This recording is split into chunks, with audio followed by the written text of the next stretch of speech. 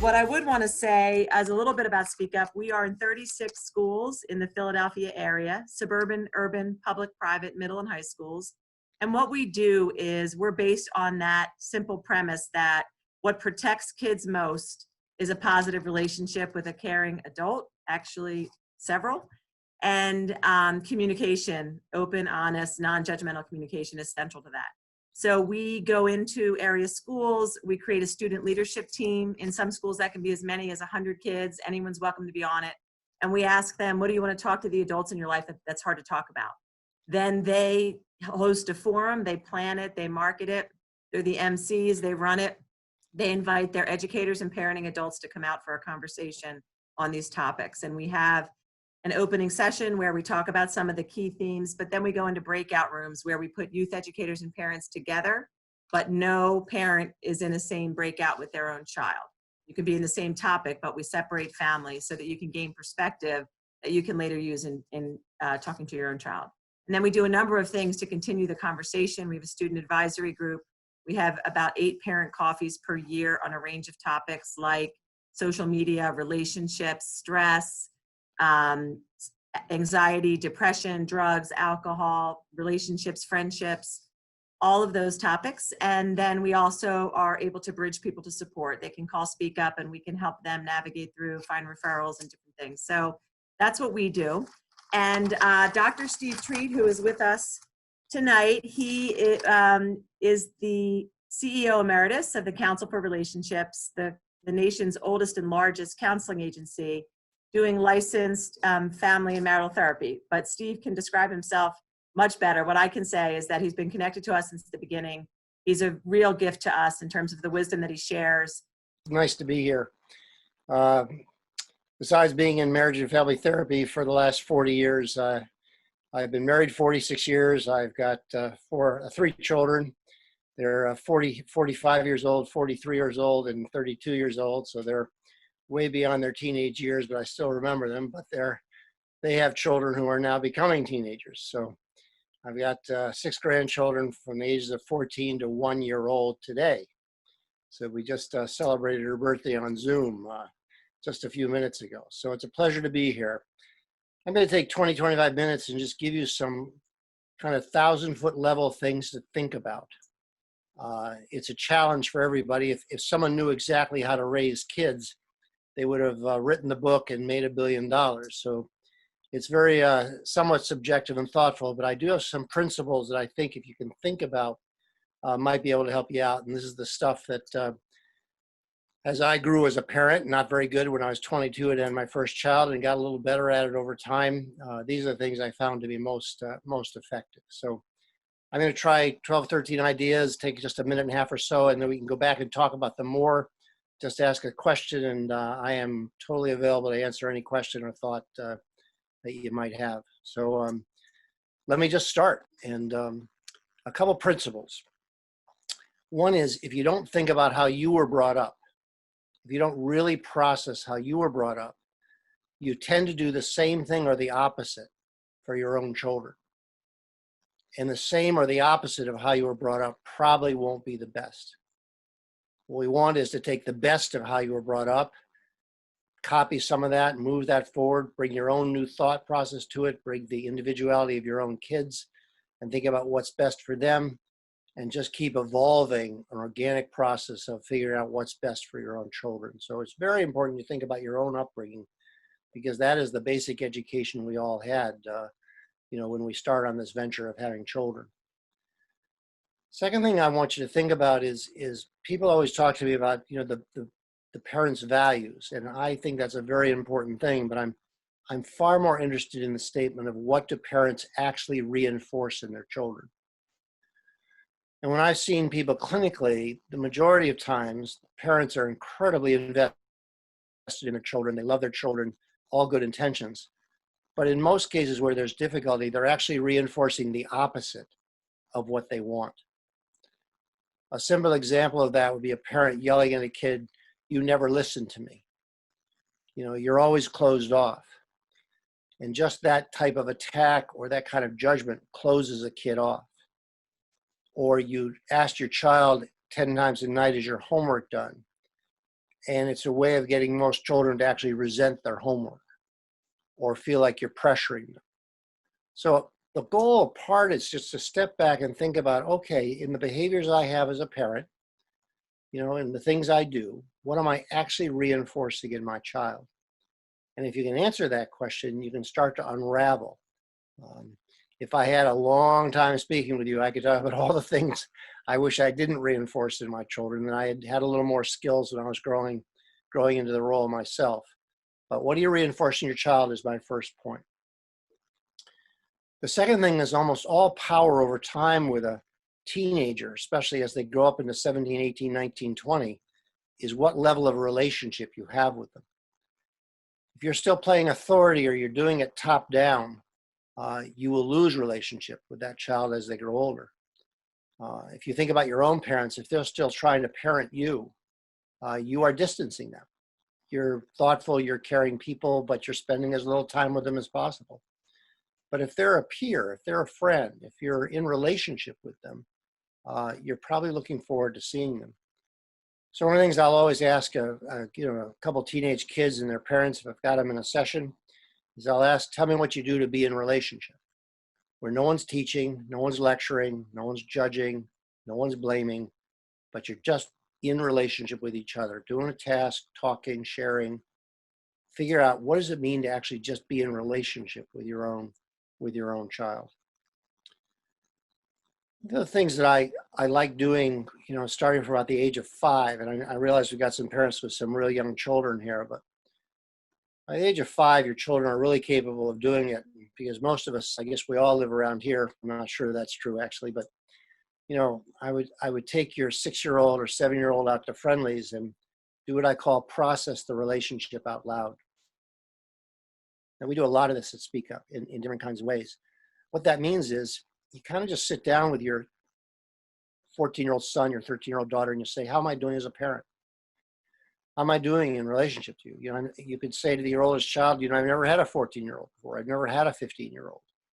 I did that with my kids for 20 years, and my wife did too. And, how am I doing? And get some feedback from them. So you're kind of co-creating the parenting process. It's not one up and not one down. When I did that with my own kids, they always gave me, hey, glad Dad, thanks for being a soccer coach and all sorts of kinds of things. But they always gave me some pretty direct feedback about things that I were doing that was off to them. And there's an enormous amount of learning you can get from your teenagers if you ask the question, if you can get them to speak. So if you have a chance, process the relationship out loud. And what I mean by that is ask the question of, how are you doing? How am I approaching this? What do you think about it? Sometimes people think they're losing control when they do that, but you don't lose any control doing that.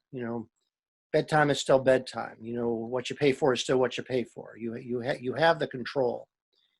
But if you can elicit the commentary, you can elicit the suggestions of a 5, 6, 7, 8 years old. By the time they hit 15, they're really talking to you and saying, I'd like this to be different. I'd like this to be different. And it doesn't mean you do it, but you can find ground and you meet each other and you're not in this contest or this over against process. Number 4, kind of in just thinking, I'm going to give you 12 of these, is there's obviously no case that intensity in a family is helpful. The rare exception of that is if you were intense because your kid's about to walk in front of a bus. Then to yell at the child, pull them back, get them out of, danger, perfectly reasonable. But besides that, intensity is almost always counterproductive.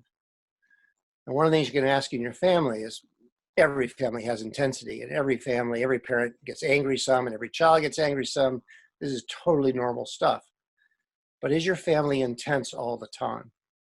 Because intensity breeds either withdrawal or more intensity coming from other people. And that's true if you happen to be married. If you're not a single mom or dad, which some of you might be, but if you're a married mom and dad, the intensity of your marriage, your children and your teenage children do something with it. They either join the intensity, or they become intense with each other, or they withdraw and try and get out of the space. But one of the things I'd always want to do is see if we can get the tone of voice I'm using now, which has some intensity to it. I hope you can hear me or know that I'm passionate about some of these ideas, but I'm not super intense. My voice doesn't go way up. I'm not I'm not angry. So we want to get the intensity out of the system as much as possible. Number 5, just as we think through some of these ideas, I hope will tweak some interest in you and you'll ask some really good questions. Your children are borrowing from you. So one of the gifts we don't think of when we're raising teenagers is one of the primary ways they borrow from you is through self-concept. You know, sometimes this goes down parent of the same gender, but sometimes it's cross-gender. But they definitely pick up how you treat yourselves. So for instance, if you're very judgmental as a parent of yourself, you're judgmental as you don't feel good about yourself, or you put yourself down, or when you make a mistake, you're very unforgiving to yourself, the likelihood that they parrot that they copy that are very, very high. One of the ways that kids develop really poor self-concepts is the parents have poor self-concepts, and it never gets talked about, but they simply copy, they borrow from the parent. The other thing that gets borrowed from a parent is anxiety. You know, take the COVID crisis now, and if a parent's highly anxious, a teenager, younger teenager, especially a younger child, will just feel the anxiety that the parents are carrying. And because they're so dependent on the parents, even in their early teenage years, they'll start to copy the emotions their parents have.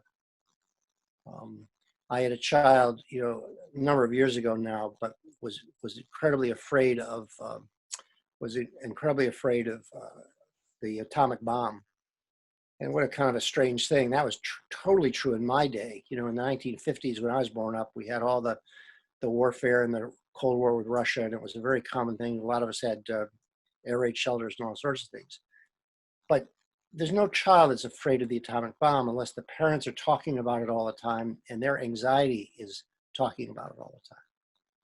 A child's thinking about play. A child's thinking about, you know, they're more narcissistic. They want their own stuff. They want to meet with their friends. They want to get on Facebook. They want to just chat and talk. So it's very important to recognize that a kid, especially up to like 20, 21, 22, they're taking enormous notes.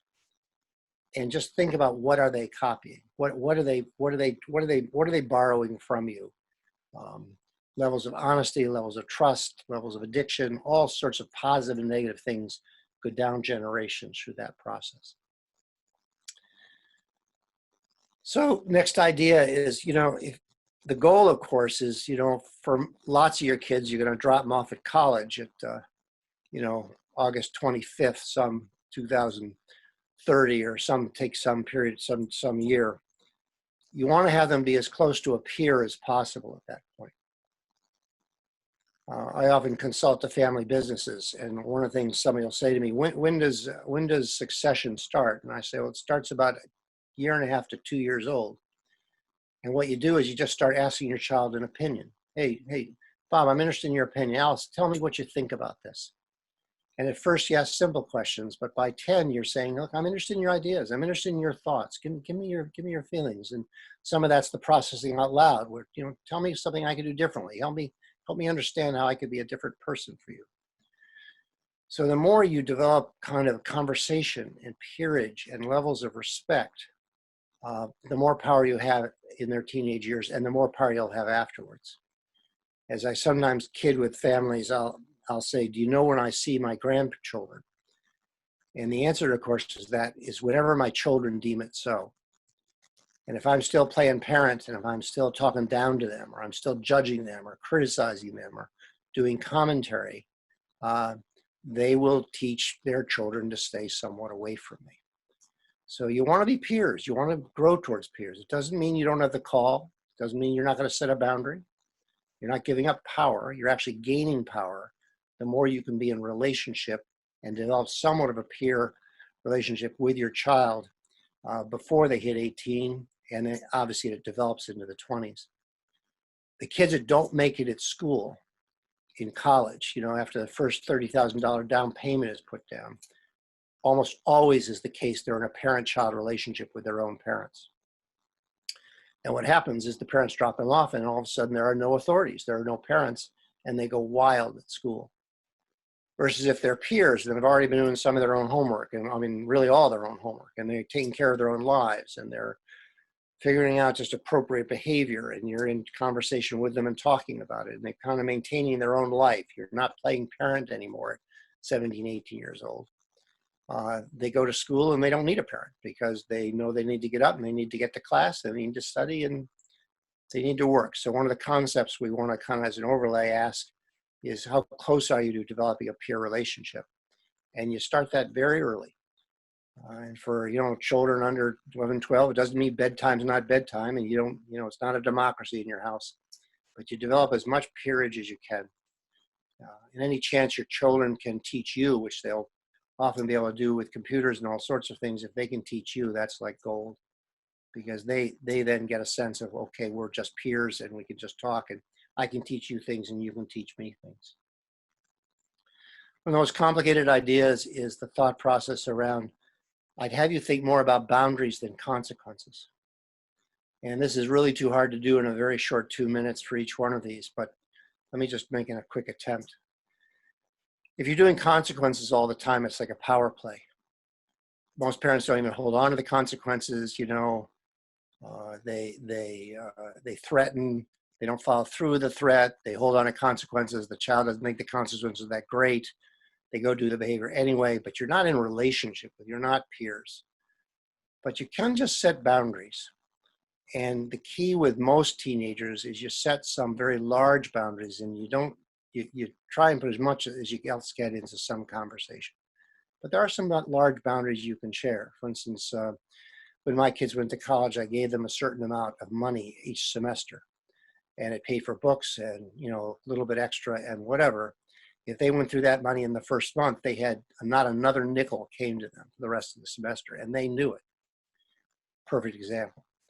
When my kids at 16, they lived in a privileged family, and I got them an old used Chevy to drive, an old used Volvo to drive, and I said to them, look, we're not going to do consequences here. I'm not going to say you're going to lose the car for a day if you do this and don't do that. But there's one basic simple rule that has one basic boundary. And I said, they asked me what that was. They thought it was good grades. And I didn't, I care about good grades, but it wasn't good grades at all. It was, if you drink and drive, there won't be consequences. I'm not going to yell at you. I'm not going to threaten you. I'm not going to that. You simply will never see the car again. You simply will not have a car. And, at the time we were living in Philadelphia, you could take the bus, you could take the train, get there any way you want, but you simply will lose the freedom of having a car. And I asked my daughter, I don't think I ever asked my sons, I asked my daughter at 24 years old, I said, did you drink and drive? I don't remember. Did you drink? She said, absolutely not, Dad. And her statement back to me was, because, I believed what you said, and I know you believed what you said, which meant she knew I was going to hold that boundary. So try and get out of consequences if you can. One of the things that parents lose a ton of power with is they threaten all the time. And that becomes a game, because kids, especially in their teenage years, always have more power than the parents. If they want to have more power, they can exert that anytime they want. They just have to stop studying, or they can do anything they want. They have the power. But the real power is in relationship. The more you can build relationship. A couple simpler ideas. For number 8, just recognize normal. I had a parent come to me once and said, my daughter never cleans her room. Her room's constantly a pigsty. I said, well, tell me about your daughter. Well, gets straight A's in schools, and she's playing lacrosse, and she's playing soccer, and she's working with kids in the inner city sometimes to teach them how to read. She was like just a great kid. And the parent got caught in, my daughter doesn't clean her room. And of course, my intervention to the parent was, you just shut the door, let it go, recognize it's normal. Or somebody will come to me and say, I give chores to my children and they don't do them on time. Well, join the club. That's all 1,000 people that you talk to in the next week. And if you have a child that does everything you say, and they do every chore right on time, and they know they're supposed to feed the dog at 5, and every day at 5 that dog is fed, I am far more concerned that the child who's differentiating from you a little bit by forgetting things, being more interested in themselves and whatever. So you have to define normal, because a ton of the behavior that parents get upset about is really, really normal stuff. And if you can figure out normal and recognize you were just a normal kid also, that will take some of the intensity out of the family. Obviously, one of the worst situations is when you're in a reciprocal negative pattern. I'm judging you, let's say you're my child or you're my teenager. I'm judging you, you're judging me. I'm critical of you. I get angry with you, you get angry with me. I threaten you, you threaten me. We're in one of these reciprocal cycles. One of the things you have to do as a parent is you have to be the one to break it. Maybe sometimes the child will break it and sometimes they do, but most of them don't have the skills to break it. But if you're in some reciprocal negative cycle, think about your part of that cycle and do something differently. Change the venue. I had a mom who was into good nutrition.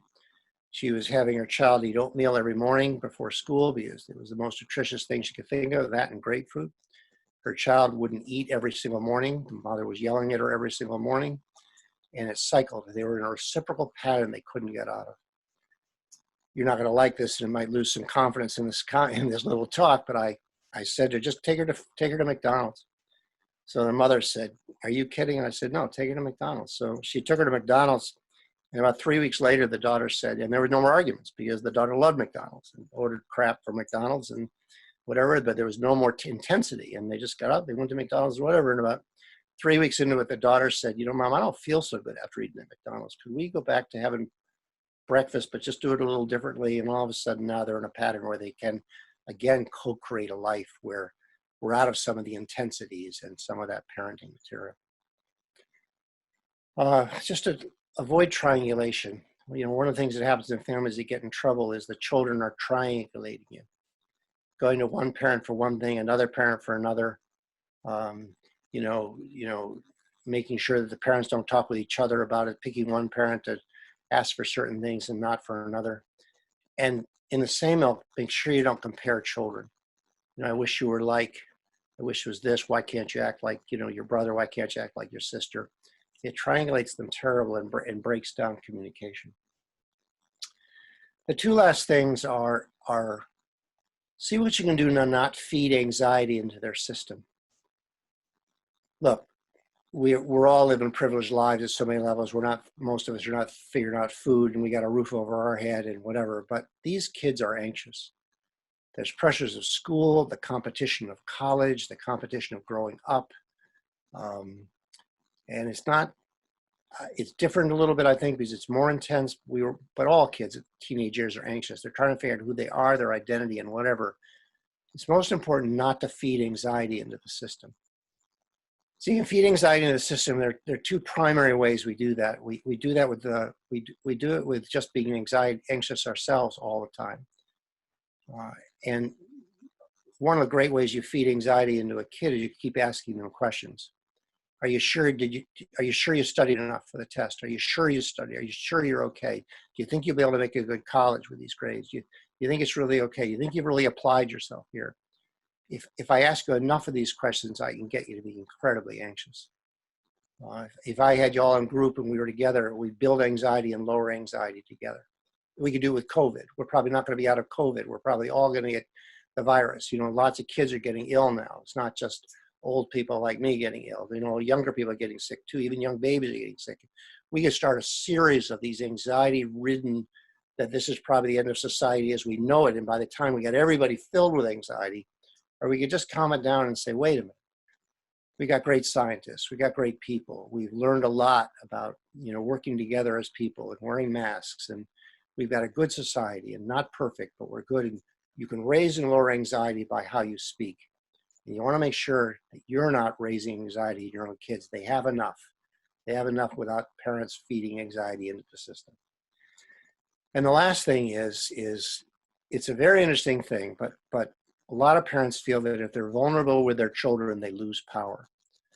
But I would suggest to you, it's no different in any business and whatever. If you find somebody you're working for has some vulnerability, they always gain power.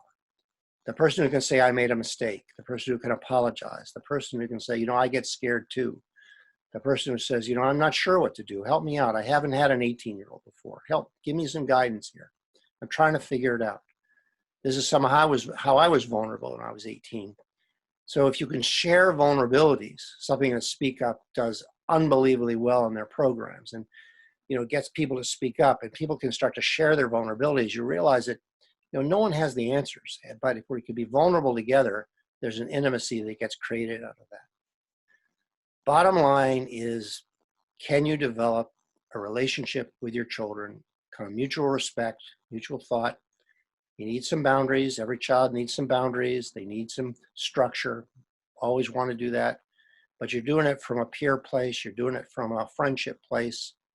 You're doing it from a place that you're not talking down to a child or diminishing a child, and you're working on relationship. And if you have a good relationship with your children in early 20s, you probably have it for life. And if you don't, the danger is they do what lots of kids do with parents, is they see them as infrequently as possible. So you're at a great time to figure some of that stuff out. So that's my 1,000-foot view, very, very briefly, and I hope I didn't speak too quickly.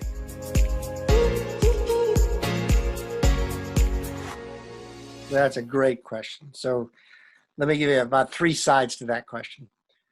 One is they learn how to give one-word answers, and we call that normal. I actually, if I have 50 parents in front of me, I say, give me the 5 classic words of a child when you ask them, how was your day? Everybody can do it. How was your day? Fine. What'd you do? Not much. Did you learn anything? No. You follow me on that? So that interaction is quite normal. So let's start from there, from a level of normality. And of course, that's also the way a child raises anxiety in the parent. You follow me? So that works both ways. I find the best way to get a teenager to talk, and look, sometimes this works, sometimes it doesn't, but at least for me, I'll just give you a personal thing. I would just be present with them some point in the day. I couldn't do it much because I was working when they got home, but in the evening, I could just kind of be in the same room, just kind of sitting with them. And if I was just present, they would start to talk. It is rare for a parent to ask questions. Does that usually start a conversation with a child? Another example we had is our kids went to camp every year, and they were up in Maine, and we learned not to ask them one question going home. And then we had a barrage of 10 hours of conversation coming towards us. So if you can just be emotionally present, and that might be including, I can't do the TV shows today, but in my day with my daughter, it was like just sitting down and watching Friends with her at 5 o'clock, or some show. If she got her homework done, she was very responsible, so I wasn't too worried about all that. But if I just sat down with her, she would start to say, Dad, this is what happened today, or I was worried about this. And then as I let her speak and I just become a good listener, they're much more likely to open up and talk. Questions will rarely get a teenager to talk, but emotional presence will get them to talk a lot. How was your day is the worst question a parent can ask.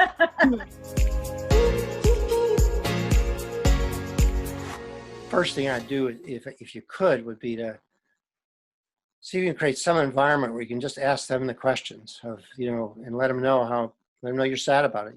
Let them know it makes you vulnerable. You wish you didn't have to, but work is important, and they know that, and they get that, and they have some understanding of that for sure as teenagers. But I would ask them, do they have any ideas? Do they have any thought process on what would make it different? What would make it better? Don't assume that they're not managing it quite well because you feel guilty. Is another thing, because I always felt guilty when I wasn't home early enough for my children or whatever. But in point of fact, they might be managing it okay. But I would ask them that. I would ask them to see what you could.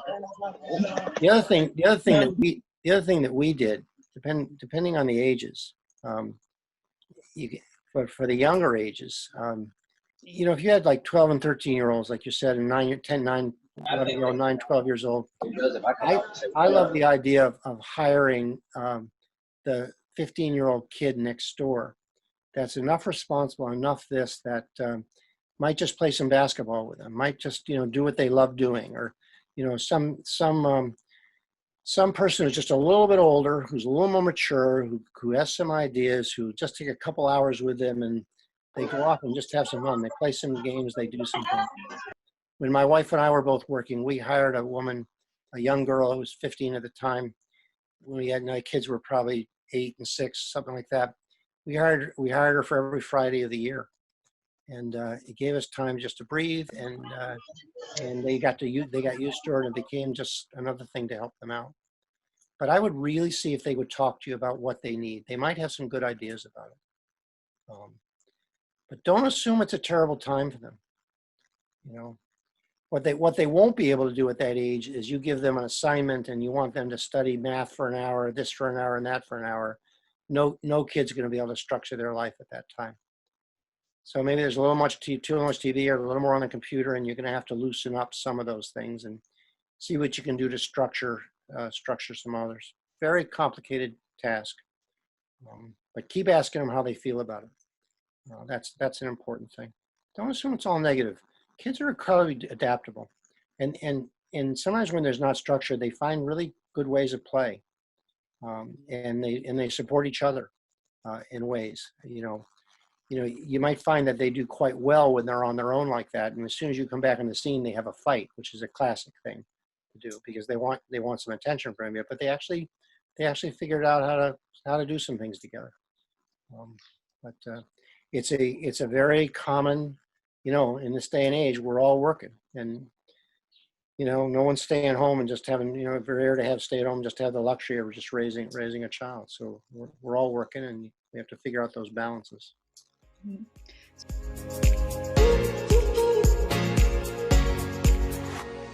So there's a really interesting example. If we look at it just from just a child's perspective, to try and do exactly what you said, to try and get them to talk it during the day and get them to open up their emotions and get them to open up their feelings is incredibly important. But you do have to realize, I make a point that may not apply here at all, so please forgive me here. But they also realize they can use their emotions and their vulnerabilities really early in life to get the parents' attention. So I'll give you a good example of it. I had a child who told his parents that he was afraid of witches. Halloween came along, and the child was 6, 7 years old and was afraid of witches. And the parents decided that every night they were going to search for witches in the room and clear the room of witches. So they'd check in the closets, they'd open up the drawers, they'd look in the wastepaper baskets, and 20 minutes later, they announced to the child that there are no more witches. You're okay and you can go to sleep. And the kid would say, thank you very much, and would go to sleep. And eventually, the parents had to search for a half an hour and then 45 minutes and all sorts of things. And they're in therapy, and the child said, not this well, but basically said to me, I never really believed in witches, but when my parents started to search for them, then I got really scared. So a ton of that sometimes is manipulative with a kid. They know they can get your attention. And because you're loving parents and you're caring and you feel a little guilty about working all day, at least I'm talking about myself there, they know they can get anxious and nervous, and they've got you at that point. So to sit with a child at 11, those ages, and sit with them and talk about their anxieties for 5 minutes, but I would put some time limits on it. I would not let it go on for 45 minutes, an hour, a long period of time. This is the same thing with a kid who ends up sleeping in the parent's bed at early ages. They learn that the parent won't tolerate the crying, or the child will use their anxiety to get a lot of attention from the parent. So I would pay attention to the anxiety. I'd give it 5 minutes, and then I'd tell the child, time's up, I gotta go, get to bed, get to sleep. You have to be very careful of the reciprocal pattern where the more anxious a child gets, the more attention they get. And I've had kids that I've asked the question of, for instance, how long can you get your mother to scratch your back? A kid's 8 years old, 9 years old. And the kids say, oh, I can get her to do it for like 20 minutes. Well, how do you do that? I just tell her that no one likes me at school and she scratches my back. And if I say it enough, she'll scratch my back for 25 minutes. So you always have to look at those dynamics, especially around bedtime, is how much are they normal manipulative stuff like every kid does to see if they can get more attention, and how much of it's real anxiety. But in most cases, it's manipulative. And if you're thinking that I'm thinking that, oh my gosh, you've got a terrible child, every child is manipulative. They don't have language, they don't have the skills to get everything they need, and in an adult way. And goodness knows us, we as adults don't do it always so helpfully either. But that's just normal for a child, and you have to learn how not to be manipulated by it too. So my short answer, and I apologize for the long one, is I'd pay attention to the anxiety. I'd ask the child about the anxiety the next morning. How are you doing with it? Are you okay? But if it's always coming out at night, that child is just learning to extend the time to stay up in most cases. So I really be there emotionally for that child or anxiety and say, we really care for you and know you're getting nervous about COVID and whatever, but get to bed. So again, we don't build anxiety about COVID in ways that actually aren't real for a child. Good place for a boundary. Yep. Some of the most powerful movement in families are when the dad and the mom can share some of their own vulnerability. We get very confused in our society that, somehow vulnerability is weak, or we're going to lose power, or children won't respect us, or, they won't do what we say and whatever. But vulnerability works really amazingly differently than that. The person, the dad who can come and say, help me out here. I need some help. Would you help me lift this? Would you help me think this through? I've had CEOs of companies and children who kind of listen to that, and they call home and they take a 15-year-old and say, look, they go up to their daughter and say, look, you're a woman here. I'm having this trouble at work, never mentioning names, with this woman. I'm just wondering how you would handle it. Give me some perspective on it. And the 15-year-old at that point feels like they're 20. They feel older. They sit down with their mom and dad who are working really hard and doing well at Philadelphia Insurance and growing a career. And they sit down with mom and dad and say they listen to me. They want my opinion. They want my idea. There's a level of respect that comes with that I would really practice as much as you possibly could. Steve, you were talking earlier about peerage, and some parents in our experience, when Steve talks about peerage, they kind of get a negative reaction to that. Or sometimes when we say, use words like your friendship. And so we talk about how, you're really equals in the conversation. And it's separating voice from vote is another way that Steve talks about, just giving young people a voice. And so we did a transition to college event with, how many of you have teenagers that are about to, 17, 18, 19-year-old. But you said something I found really helpful, Steve, so I always like to share it. You said to the young people, it's for you. Number one, have you set at least some boundaries for yourself? Number two, are you internally motivated yet? And number three, do you like yourself? Because ultimately, that's the role that parents are playing, is to try and help you in those areas.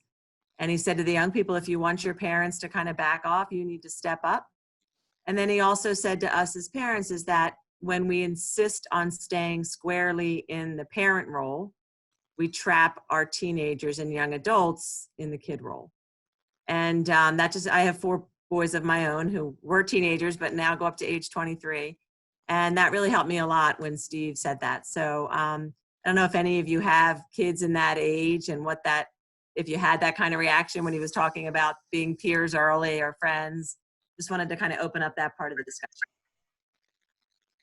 I got 100 examples of that in my own life, but just learnings that my kids gave me because, they educated me so much. But when my middle son was 11 years old, you've heard this story, but when my middle son was 11 years old, I took him out to Friendly's and did the semi-annual conversation of how am I doing as a dad.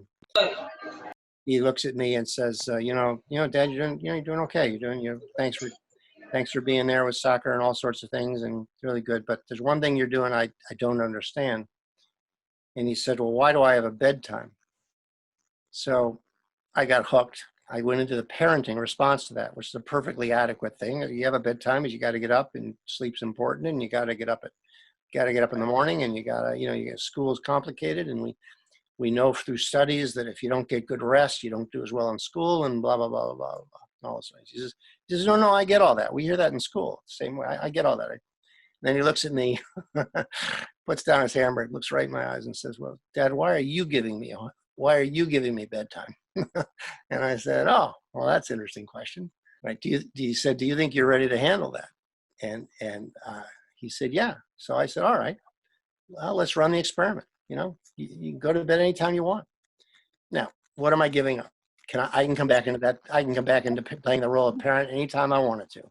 The next day, but first night, he's going to go to bed when he wants to. And when does he go to bed? And in truth, from then on, he went to bed at bedtime. In other words, he figured it out. Normal bedtime was 8, 8:30, 9 o'clock, something like that. I can't remember exactly what it was in. He would go to bed at that time. One of the things Marty said that's so important is when your child is internally motivated, they want to go to college, they want to go to school, they're internally motivated to do well. It is your time then to be much more of a peer than a parent because they've already taken you in. Because we all want our children to do well. So once they figure out how to do well, if you can stop the parenting as much as possible and trust they have an internal voice that says, boy, I better study, maybe I better not do that, or I should turn off the TV. We want them to that internal voice before that infamous day in August when you drop them off to college, because that's when it gets into real trouble.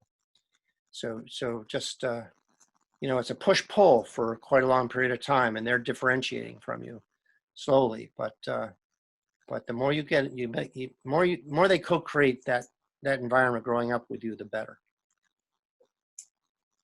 We have a comment. I was completely shocked to hear the peer idea. I tell my husband, we are not here to be their friends, but I will have a different approach. Well, I hear that all the time, and there's a lot of truth to that statement. About the last thing I want you to do is be their friend from the vantage point of you dress like they do, you smoke pot like they do. I'm making this up, but wherever your kid is with that, you swear like they do, you drink like them, you give them no model of maturity. So in that kind of example, I could not agree with you more. On the other hand, they want respect, and they want opinion, and they want to be heard, and they want to feel like their opinion's valued. And if you can get into that some, and if many of you, your own kids will want to do really well in school and whatever, we want them to be as much on an equal level with you as possible by the time they hit 18. Colleges plan on the bottom 10% of these kids flunking out of school. When my daughter went to school, she had 4 roommates. Two of them didn't make it through October because the day their parents dropped them off, all of a sudden they had no internal boundaries themselves. They had not done any internal decision making, and they went wild. So anyway, just rethink that a little. Because the role, you don't actually want to be their friend. I don't want to like the same music my kids like, and I can't even identify with it in terms of that, or act the way they do. They want a model. On the other hand, they want to be treated like a peer. So there are nuances in that to just think about.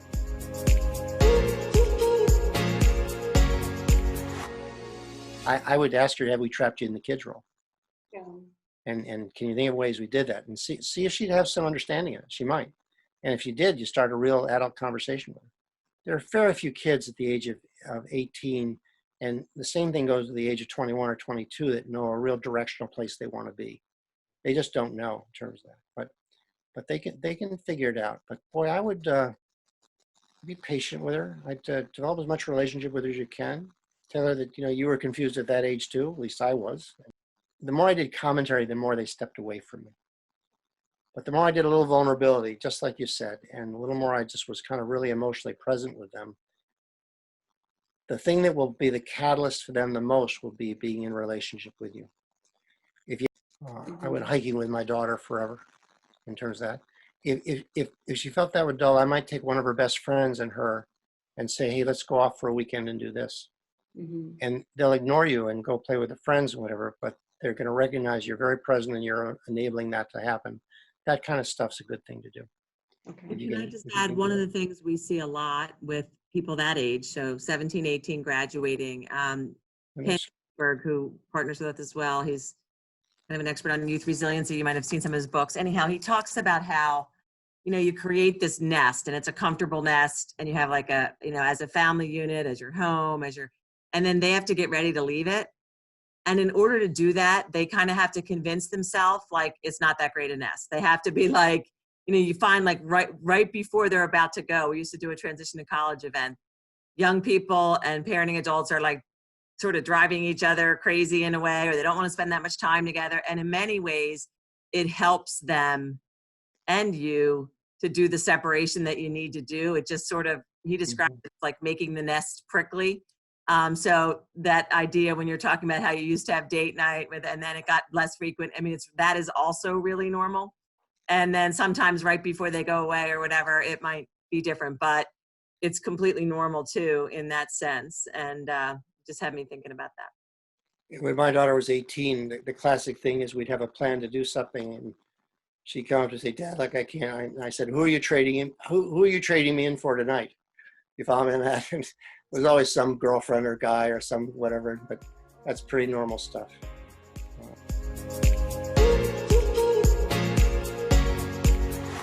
I would want to find out what their own understanding of it is first before I started to answer it. And I might ask if they would answer, why do you think? Why do you think we can loosen it now? Why do you think that, sometimes we can take the masks off if we're, 10 feet away from people or we're going into a pool? Or why do you think it is safer going outside and whatever? And give me your own thought process on it first. Because sometimes they have a ton of the answer already in terms of that. And the other thing I might ask when somebody asks that, you might ask them, can you help me? Why is that important to you? Help me understand the question a little bit more. Because is it anxiety based if they're talking about that stuff? Is it resentment based? They're angry that they have to do it. Find out what emotionally is underneath the question. But after that, just be honest. Just be honest. Kids can hear honesty and direct, even if it's bad news. What they can't stand is, to not be told, factual stuff or not told the truth.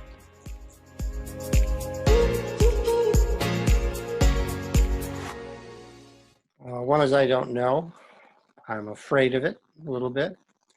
I'm afraid of just how much kids are communicating over Zoom and Facebook and Twitter and blah, blah, blah, and not getting together and playing in the backyard. So I'm a 70-year-old that's looking back from even bigger perspective than that. There's definitely going to be some trauma around it. So you want to talk about the feelings about it and what it means when life can change in a moment. For some kids, both parents lost their jobs. In one day, both parents were gone every day and they had structure. The next day, both parents are home and the loss of structure. So the point is to talk about those emotions and talk about how they feel. Most trauma and real difficulty in kids happens because they don't talk or they don't share anything. And that's no different in parents. So the more you can create some dialogue about it, the better. I will say though, and this is less true for a 21-year-old than it is for a 19-year-old, and less true for a 19-year-old than a 70-year-old, and just go down ages, but it's very true at a younger age. A lot of their experience of COVID will play and be borrowed from how the parents are experiencing it. For instance, if you have a set of parents that are single mom or single dad that are experiencing COVID as a time for some real possibility, we have some opportunity. I'm not traveling as much. My son is a traveler in his business. And he doesn't travel as much. And he's taking that possibility. He's playing more with his kids than he ever played with his kids. And if the parents are panicked about COVID, if they're anxious about COVID, that will create the most trauma in terms of that. If they're confident about COVID ending, if they're confident about their life, which is hard to do if you've lost your job or you have no income or you're waiting for the government check, which I guess about 40 million people are doing. So it's really, really rough, but they will come off the affect of the parent to some degree. So I'm interested in processing the real feelings they have because they are real, and they miss graduations and proms and some of that stuff, and get them to talk about it as much as possible because that's totally real. But they're also going to play off how the parents are looking at it. And there have been some real opportunities for different family function and different ways of being with COVID that we wouldn't have had without it. So it's So Steve, can I ask you a question? What would be some leading questions for to open the conversation? Because if you say to a kid, how do you feel? They're going to get the same thing. Yeah, it's a good question. So one is you could just be silent with them and just be there. You can always ask them, how do your friends feel about COVID? Do you think it's affected them? Because they'll answer that personally about how it's affecting them. So they don't think they're answering about themselves, but they really are answering about themselves in some levels. Or that you can hear them because they'll be in comparison to another kid. Oh, this one kid I know is really anxious about it, or really this, or this one kid is rebelling, or this one kid, and then you can get a little bit into how they feel. So sometimes I ask just about, how is another child? How are your friends feeling about it? You might ask things like, what do you miss the most? What's the hardest for you? Sometimes that can be helpful. But sometimes, as I was just talking, I forgot your first name. I'm looking right at you, but some of the wonderful, just be vulnerable yourself, and they can be more vulnerable. And somebody say, what's really hard with COVID for me is I've lost track with a couple of my friends, or I've lost track with the ability to go off and, do some things with people or something like that. And the kid will recognize that and open some of that up. If I did it vulnerably, I'd go to my 6-year-old son. I said, this has been really rough for me.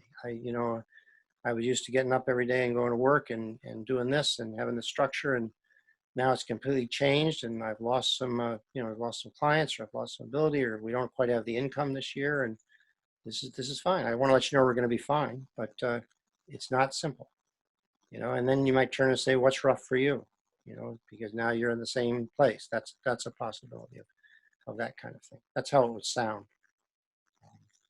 I will say the majority of it is if you can just be emotionally present, be in the room and quiet, not asking any questions at all, often the anxieties that a child feels will start to come out.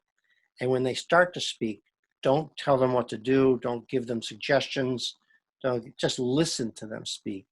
Let them just start to talk a little bit.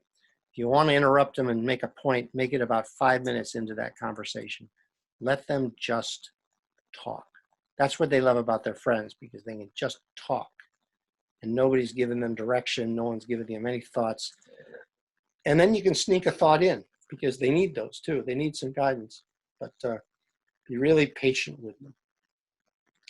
Really We had a patient. 6th grade boy with braces on, and he's sitting there in the speak up, and he looks around. The parents were talking about the different things we do, and he looks at us at the end and he goes, "Parents, think comforting, not counseling." There you go. Always want to give them the answers or whatever, and they're like, just a bowl of ice cream or a hug, or it's pretty. Yeah. If I had a choice of a parent going up and saying, "Are you really studying hard enough for your chemistry test?" and the parent will go up with a bowl of ice cream, I pick the bowl of ice cream every day. I do recognize that's a luxury, because the kid's not flunking. If a kid is flunking out of chemistry and he's flunking out of school, you do need more structure. I'm not missing that. You do need more, structure and more guidance, and but you just want to do everything you can not to get into some control battle with a teenager, because they do have more power than you do. If you really think that through, they do. You take one of your kids decides to flunk out of school, what power do you have? If you get me on that. And you can't control one noodle of that. So they have a ton more power than you do, and we want to make sure they don't use it, especially if you're in a power play with them. The other statement I make about my own parenting is almost everything I got highly invested in and incredibly intense about that they didn't do. And the things I didn't really care about and I couldn't even help them with, they started to excel with. And we got out of that little game because I stopped being so intense about certain things. But that took me some time. There's no part of my upbringing that said that was going to be normal.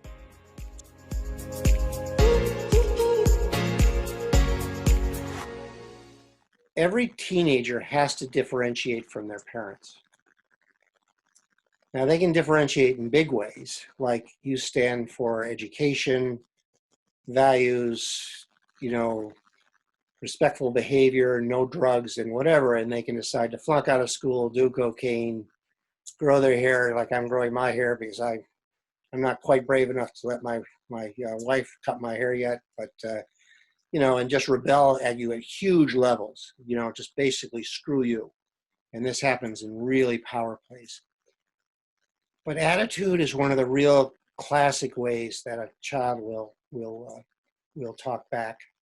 You know, will kind of start to differentiate some, and you just want to tolerate some of it. It's totally normal, totally hormonal. You know, totally as they hit 13, 14, 15, and it goes away if you can not get hooked by it, not take it personally. I've had parents talk to me, you know, my child talks back to me. And I asked them, how do they talk back to me? I say, well, they sometimes just confront me, or they tell me I'm not, you know, I had no idea what I'm talking about, or they say things like that. And I said, wow, your child must be growing up in a very safe home, because this is at the level we actually want them to differentiate from. We want them to talk back some. Again, if you told me you had a child who never talks back, does every chore on time, does everything you ever asked, is following every value that you hold perfectly, it's like the perfect child, that's the child that you really want to worry about, because, you know, they're going to take a later age to act out all their teenage years. You want a little rebellion, but let's have it at the level of they ate 2 scoops of ice cream and not 1. They have a bad attitude from 5 to 6 o'clock most evenings, because, you know, they're just kind of off, and, you know, they're kind of grumpy, and I don't like this and I don't like that. That stuff you just have to disengage from, because if you get a bad attitude towards their bad attitude, then we're having a contest to who can have the worst attitude. I got hooked like that with my daughter's son, who occasionally come home and say, no one likes me at school. And eventually I'd get hooked into that, and I'd say, oh my gosh, we should switch schools, we should get her out of there, we should this or this.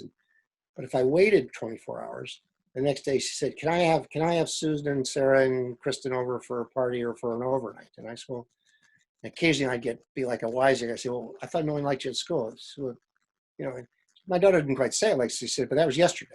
You follow me? So you just can't get sucked in terms of some of that stuff. You know, so just if you can disengage, if you find yourself personalizing it, that's actually a very important thing to talk about to somebody. You know, I do this with young mothers and fathers sometimes, because the classic 3-year-old, when they don't get a cookie, says, I hate you. And the parent who hears that and personalizes says, my child hates me, is like missing it. That's just normal stuff. You follow me? Every kid has said that in terms of that. And certainly every teenager said that at some level, unless you've been unbelievably lucky. So we want to normalize almost all that stuff. You know, not like it. Don't be the friend. We'll go back to the friend. The friend likes it and says, that's funny. It's not funny. Please don't do it. But they're practically differentiating in a place that doesn't hurt them in some fundamental way. You know, like I'm going to drive at 120 miles an hour because you tell me I can't, kind of thing. And then they get in real trouble.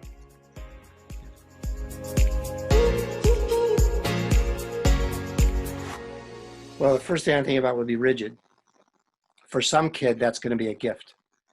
They say, wow, my parents are here. They show up. I've got rules. I'm not anxious about it. Dinner's kind of at a regular time. I'm supposed to brush my teeth. I've got rules. I feel really comfortable because my parents are creating great structure for me. In the same family, another kid said, oh, my parents are so rigid, and I'm going to fight you every tooth and nail and work. So you just want to think with every kid what your style is with them a little bit. And you can't adapt completely to every kid, but you just kind of, you got to work with rigid a little bit differently. And of course, the goal is to become more flexible as you go along. You don't hold your kids there, but if you talk with a first grade teacher or a second grade teacher, they say, we start off very rigid in the beginning of the classroom to let them know that there's some structure and calm their anxiety down. But by the end of the year, if they want to do math at 1 o'clock, we do it at 1 o'clock and not 1:30 kind of thing. They move, they grow. I would get them to do some things that are very, very safe, but outside of their comfort zone. Get them to take whatever they do and stretch it a little bit. You know, you have some chance, you got some relatives in Europe or something, take them to Europe and have them figure out the subway systems. You know, I did it with hiking with my own daughter, and we did more and more extensive hikes over time. So she really wasn't intimidated by it, but just get them out of their environment. Get them into something that's different. I would just see what you could do to give her some experience that stretches, that just give her a little more confidence. Mm-hmm. I will also say that some of that's really normal. And you know, she might pick a smaller school. She wants to go to college or pick a career, you know, over time. But a lot of that stuff evolves. Some of the timidity and some of she's not quite out there and going to all the parties and not experimenting with every drug and whatever. Thank God every day. You know what I mean? Because she's going to have plenty of time to be seeing all that stuff. But every year they can grow that they are kind of staying out of that for a while. They have more identity built to kind of make better decisions when they are confronted with it.